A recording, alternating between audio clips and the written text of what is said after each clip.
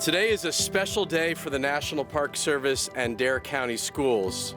Today, we embark on a 2-year project where local students from First Flight High School will learn about aviation, engineering, and applied mathematics as they begin to build a flyable airplane on the very spot where Orville and Wilbur Wright achieved first flight on December 17th, 1903.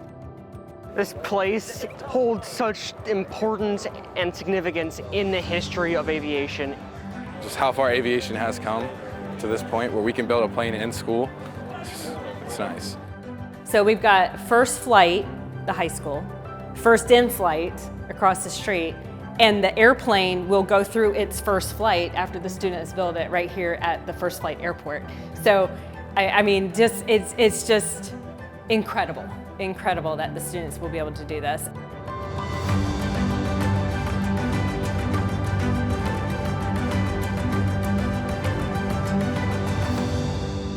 Goal for today and tomorrow is to get you guys comfortable with Tango Flight, the process, how this is going to work, and how you're going to fit in with this.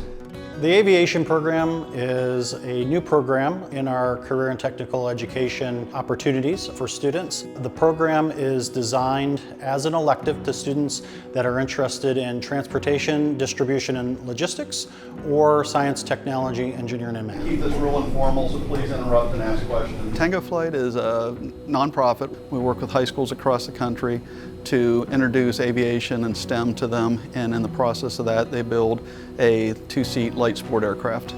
The beauty of Tango Flight is that it exposes students to not just aviation mechanics, not just to piloting, not just to aerospace engineering. It's all aspects of aviation to where the students can really find what niche they like and what they want to do next.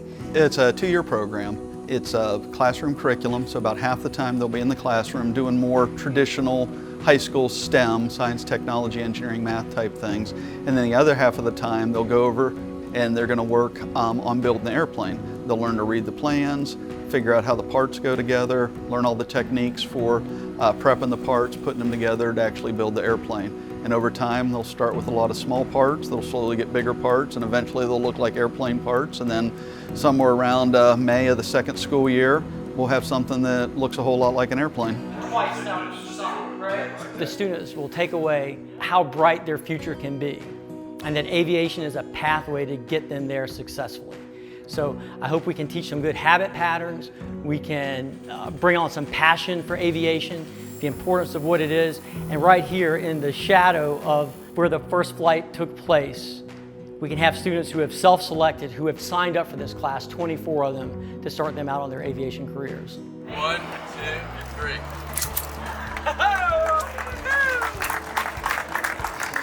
So we're at Wright Brothers National Memorial. So this is the actual site where Wilbur and Orville Wright completed the world's first successful powered, controlled, piloted, heavier-than-air flights back in 1903. To all the students here, as you begin, I challenge you all to learn with an open mind, push yourselves, fully embrace this experience. It is probably like no other that your peers are having this year and the years to come.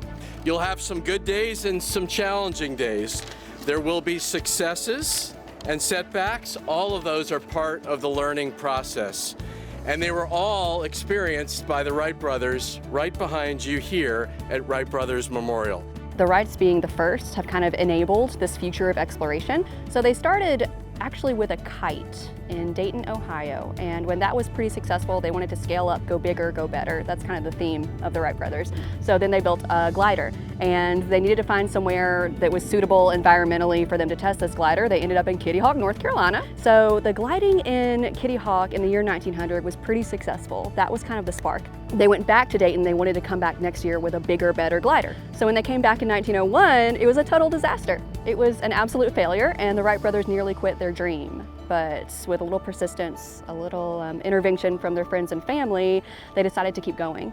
And then in 1902, they came back with a bigger, better glider, and this one worked perfectly. This is the one they set all the records with. This is the one they glided 1,000 times with. And it was the principles that they understood through gliding that enabled them to make the very first flying machine in 1903. So because the Wright brothers went through this whole process back 120 years ago, now these students are able to build their own flying machine, which is just incredible. Grab that piece then. So today we're actually unboxing everything and labeling it, seeing what we have and what we don't have, and if we don't have anything, make sure that we email the people that we need to email to get all the parts that we need. Those pieces over there on the table. It is a long process, and when you look through the instructions, it is daunting of what we're going to do.